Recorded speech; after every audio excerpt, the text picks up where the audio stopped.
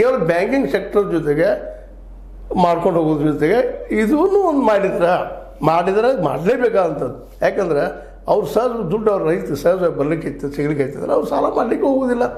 ಅವ್ರು ಏನು ಗಳಿಸ್ತಾರೆ ಅಲ್ಲೇ ಇಡ್ತಾರೆ ಬ್ಯಾಂಕ್ದಲ್ಲಿ ಅಥವಾ ಕೃಷಿ ಪತ್ತಿನ ಸಂಘಗಳಲ್ಲಿ ಇಡ್ತಾರೆ. ಅದ್ರ ಉತ್ಪನ್ನ ಹೆಚ್ಚಾಗ್ತಾ ಹೋಗ್ತದೆ, ಅದ್ರ ಜೊತೆಗೆ ಮಾರ್ಕೆಟು ಆಗ್ತದೆ.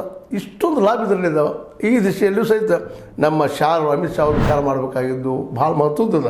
ಉಳಿದ ಸಂಘ ಮಾಡಬೇಕು ಎಲ್ಲರೂ ಸರಿ, ಮೀನುಗಾರಿಕೆ ಸಂಘ ಆಗಿರ್ಬೋದು, ಮತ್ತೊಂದು ಆಗಿರ್ಬೋದು, ಅಥವಾ ಹಾಲು ಉತ್ಪಾದಕರ ಸಂಘಟನೆಗಳಾಗಿರ್ಬೋದು, ಅವೆಲ್ಲರೂ ಅವ್ರ ಜೊತೆ ಇದೊಂದು ಆಯ್ತು ಅಂದ್ರೆ ಅದು ಸಹಜವಾಗಿ ಹಾಲು ಉತ್ಪಾದಕರ ಸಂಘ ಅಲ್ಲೇ ಇರೋದ್ರಿಂದಾಗಿ ಅಲ್ಲೇ ಹಾಲು ಉತ್ಪಾದನೆ ಆಗ್ತದೆ. ಜೊತೆಗೆ ಮಾರ್ಕೆಟಿಂಗ್ ಮಾಡೋದಕ್ಕೂ ಹಾಲು ಯಾರಿಗೆ ಬೇಕಾಗಿದೆ ಅವ್ರಿಗೆ ಕೊಡಿಸುವಂಥ ವ್ಯವಸ್ಥೆ ಇಲ್ಲ ಆಗ್ತದೆ, ಅಲ್ಲಿ ಬಂದು ಒಯ್ತಾರಲ್ಲ.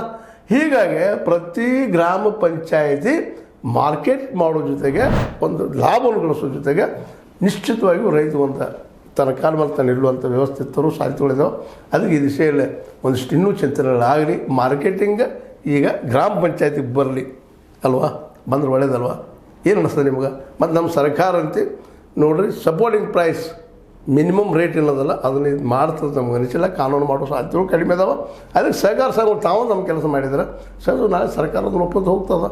ಇದಕ್ಕೇನಂತೀರಿ ನೀವು? ನಮ್ಮ ರೈತರ ಉತ್ತರ ಕೊಡಬೇಕಾಗಿದೆ ಅಂತ ಹೇಳ್ತಾ, ಇದು ನಿಮ್ಮ ಲೈಕ್ ಆಗಿರ್ಬೋದು. ಲೈಕ್ ಮಾಡಿ, ಶೇರ್ ಮಾಡಿ, ಕಮೆಂಟ್ ಮಾಡಿ, ಜೊತೆ ಸಬ್ಸ್ಕ್ರೈಬ್ ನಿಲ್ಲಿಸ್ಬೇಡ್ರಿ. ಎಷ್ಟು ನ್ಯೂಸ್ ಆಗ್ತದೆ ನಮ್ಮದು ಸತ್ಯದ ಕೈಗಿನಲ್ಲಿ ವಂದನೆಗಳು.